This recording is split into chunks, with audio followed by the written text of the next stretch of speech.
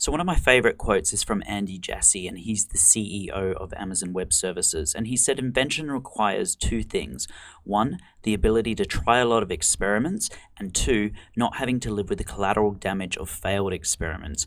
And before AWS came along, if you're a startup, you needed to go out and get funding, and a lot of that funding would be spent on physical infrastructure. So you'd be out there buying servers, you'd be out there buying networking gear, routers, load balancers, etc. And you'd have to put these into either your own data centers or into dedicated racks that you had co-location with, and it was extremely expensive in terms of capital expenditure. Now, when Amazon Web Services came along, suddenly you didn't have to worry about this anymore. You could suddenly just provision virtual machines in the cloud, and as it's become more and more advanced, it means that startups can basically come along and build their businesses without requiring much cash injection whatsoever. And to be perfectly honest, it's how A Cloud Guru started. We built out a serverless learning management system. It cost us almost nothing to build, just our time. It took us between 3 to 4 weeks to build out our platform, and we've become a really successful startup. And we couldn't have done this before the time of Amazon Web Services. And if you look at some of the biggest startups, people like Uber, for example, or people like Airbnb, they all started out on Amazon Web Services, and Amazon Web Services allowed them to scale very, very quickly, and also to build their platforms at very low cost.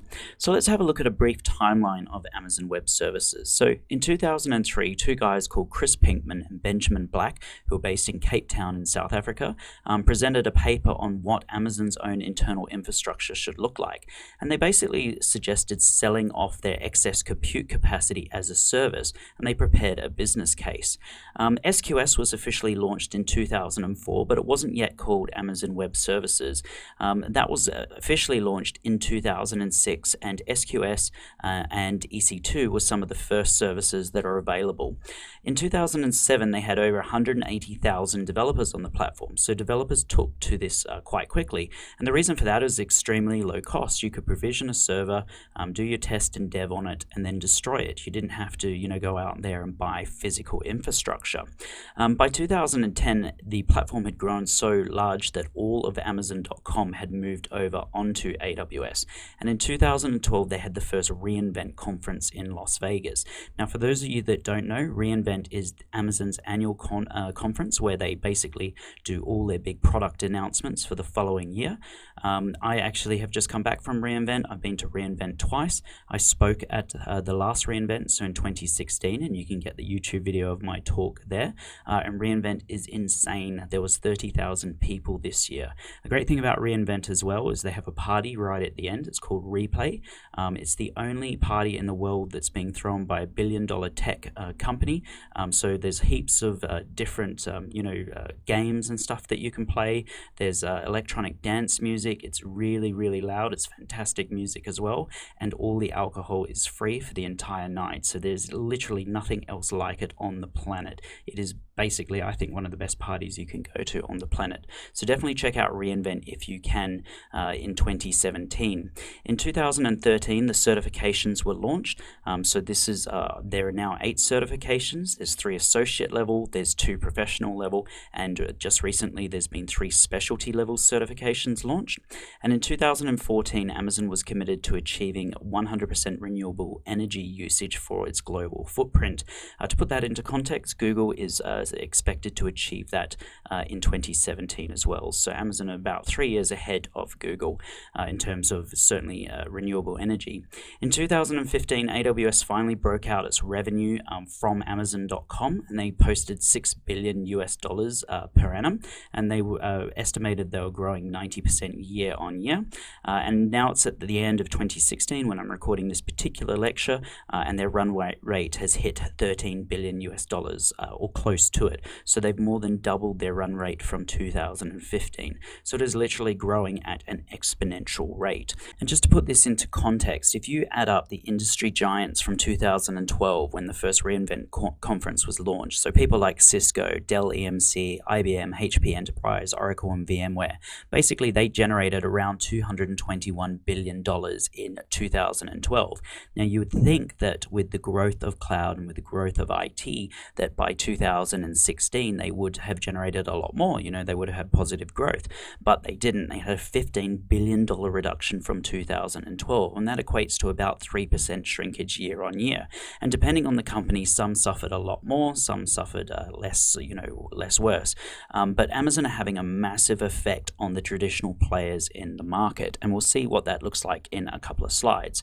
Before we get into that, though, I just wanted to talk about the new service announcements and updates, and we covered this off in the introduction lecture, but in 2011 they had 82 new services, in 2012 they had 159, in 2013 they had 280, in 2014 they had 516, in 2015 they had 735, and just ending 2016 they've had over 1,000 new services and updates to the AWS platform. So it is growing exponentially, and it can be hard to keep up, and for that reason I would tell you to subscribe to our YouTube channel. We have a new video blog out every single week where we talk about all the new AWS products and services that have been released. It's so much easier watching it on YouTube than reading through all the documentation that they push out there every single week, but it's entirely up to you. You can also set up an RSS alert for Jeff Barr's blogs. I would definitely recommend doing that. Jeff Barr is one of the main evangelists for AWS, and he basically will write blogs for every single new product or service that's being launched. I was lucky enough to meet Jeff a couple of weeks ago at reInvent. He's a fantastic guy, very down to earth, and he actually writes all of the blogs himself, so he's a great guy. Definitely subscribe to Jeff Barr's blog, set up an RSS feed so you get an email every time he adds a new blog article, and also subscribe to our video blog on the A Cloud Guru YouTube channel.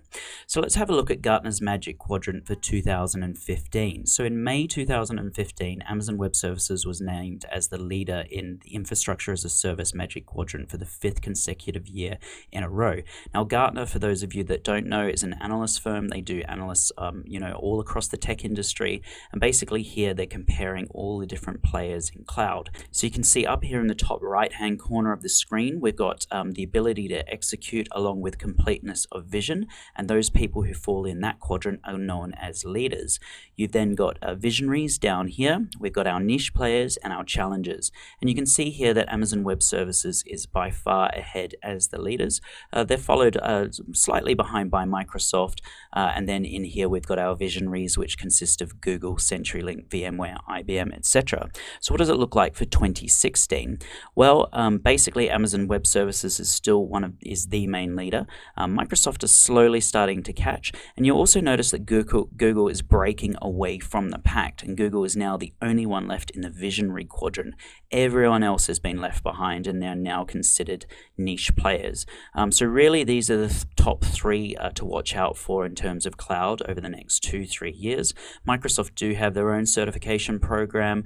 It's not as popular as Amazon Web Services right now, and Google are going to release their own cert program throughout 2017 and 2018, and I really think Google are going to be the ones to watch after Amazon Web Services, just because saying that you're Google certified sounds really cool, but not just that, Google do amazing things around AI and big data.